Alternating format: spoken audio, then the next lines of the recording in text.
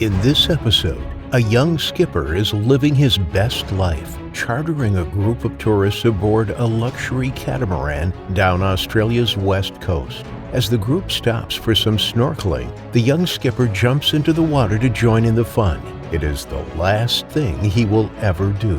Hit that like button and subscribe right now. This is the terrifying shark attack on Geoffrey Brazier. Welcome to Final Affliction. Geoffrey had been introduced to the ocean at a young age. Since before he could walk, his parents would take him on boats, and from then he always had a deep affinity for the ocean and a deep respect for all things in it. When he was growing up, his passions were surfing, diving, and sailing, but he wasn't sure how he could make a living from any of those. Then, Matrix Ocean Adventures were hiring crew for their new catamaran, and Geoffrey jumped at the opportunity. He applied to work on board the luxury vessel and was accepted as a first mate. His dream of turning his passions into a living had come true. Very quickly, he was informed that the skipper had pulled out of the job and was asked if he would like to step up into that role. Geoffrey was delighted. Although he was brimming with pride, Geoffrey was very modest about his new job and took to it all in his stride.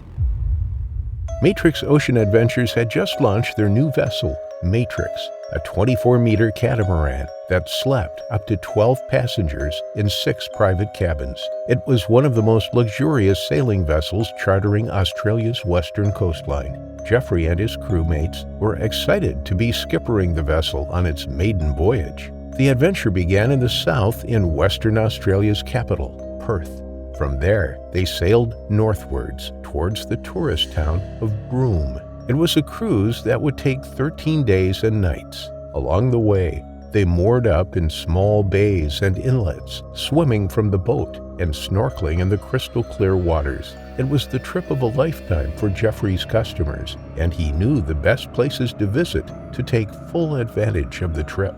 When they were only a third of the way into the voyage and just off the coast of Geraldton, Geoffrey and his crew meandered the boat through the Abrolhos Islands. They headed to the southeast corner of Pelsiart Island and dropped the anchor at Wreck Point.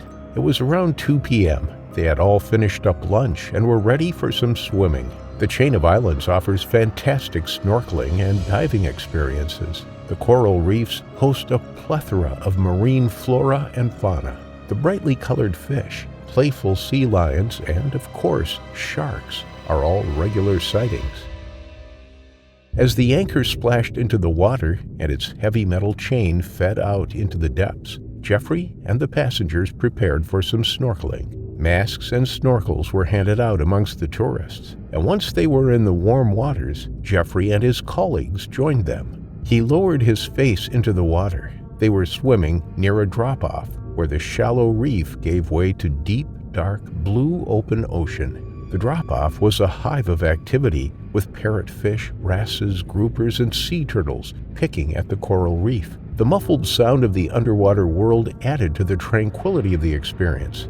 But in an instant, that all changed. With no time to react and no warning, Geoffrey was suddenly struck by an enormous shark.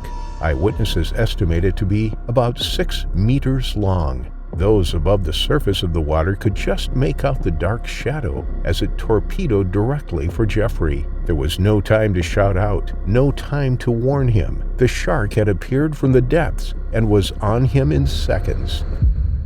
One friend of Geoffrey's was Rod Plug. They both snorkeled near each other, not far from the boat. As they pointed out fish and dived underwater for closer looks, Rod's mask began to leak. He felt the water trickling in, tickling his cheeks as it made its way into the mask and began filling up. Rod took the mask off and wiped his face. He looked at Geoffrey. He was going to tell him he was going to sort his mask out, but Geoffrey's face was under the surface. Instead, Rod began to swim back to the boat. That was the last time he ever saw his friend. As he made his way towards the catamaran, he heard a splash and looked around. With its huge jaws opened wide and eyes rolled backwards, the enormous shark crunched down on Geoffrey. The sheer power from the hit and force from the bite severed Geoffrey's body in two. He was dead within seconds. The other snorkelers in the group saw the commotion in the water. When they lifted their faces above the surface, they were met with a sea of red, a bubbling, boiling of the water as the shark thrashed its head from side to side, biting Geoffrey in two. Horrified, they swam desperately for the boat. As fast as they could, they splashed through the water, their adrenaline surging and not daring to look back. Frantically, they reached the ladder and clambered out. Breathless and in shock, they watched as the shark submerged with half of Geoffrey's body in its mouth. There was nothing they could do. The crew made sure everyone else was accounted for. No one else was injured in the attack. Shaken and tearful, the passengers were terrified by what they had just witnessed. They weren't able to identify the species, but said that from above the water they could see that it was very dark on top and white on its underbelly. They said that it was massive, very long and very wide. They estimated the dorsal fin to be about 1 meter high. Experts suspect the shark was either a great white or a tiger shark. One of the crew members radioed the authorities to report the devastating incident. Then, whilst the passengers were watching the water and the other half of Geoffrey's body bobbing up and down, one of the passengers screamed. The shark quietly re-emerged less than 10 minutes later. Only its snout and eyes protruded from the water's surface. This time it did not thrash around. It did not take a bite from the remains. Instead, it opened its huge jaws once more and grabbed hold of Geoffrey's body. Then, almost silently, it submerged once more, taking the rest of Geoffrey with it. There was a swirl in the water, and Geoffrey was gone. His death had been shockingly quick. Experts caution the estimates of the shark's great size, as water often distorts the size of things, but they admit that it must have been a huge shark to have bitten Geoffrey in half in one bite. The distressed passengers and crew decided to head straight to shore following the incident. They motored the boat directly into Geraldton and were taken in by emergency services and interviewed by police. Fisheries Officer Rory Macaulay from the Western Australia Fisheries Department assisted police and emergency responders in searching for the shark. If they found it, they planned to kill it and use it for the forensic investigation. They also hoped to find any remains of Geoffrey for the coroner's report. The search was started almost immediately. However, policeman Sergeant Graham Clifford said that after hours of circling the area, nothing was found. The search was called off as the currents were strong and would have carried anything far into the open ocean. From what witnesses said, there sadly wasn't anything left of Geoffrey to find. No traces of the shark or Geoffrey were ever found. Officers alerted locals in the area to be aware of the dangers.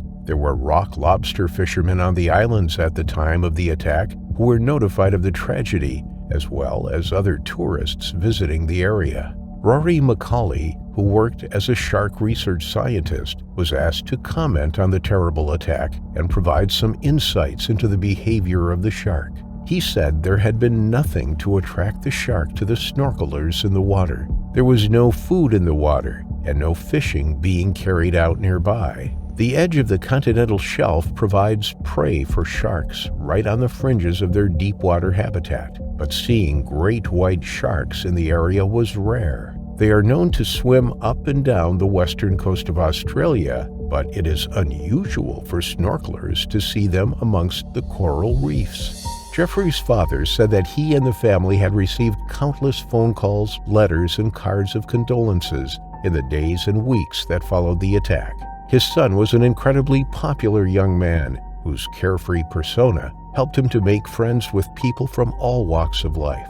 Although it may seem like shark attacks in Australian waters are common, they are, in fact, quite rare. There have been just over 1,000 attacks, with 236 of them being fatal since records began in the late 1700s. Even so, swimmers, snorkelers, and surfers know the risks every time they enter the water. This is shark habitat, and they are simply doing what comes naturally to them. Unfortunately for Geoffrey Brazier, what came naturally for the sharks that day resulted in his terrifying final affliction.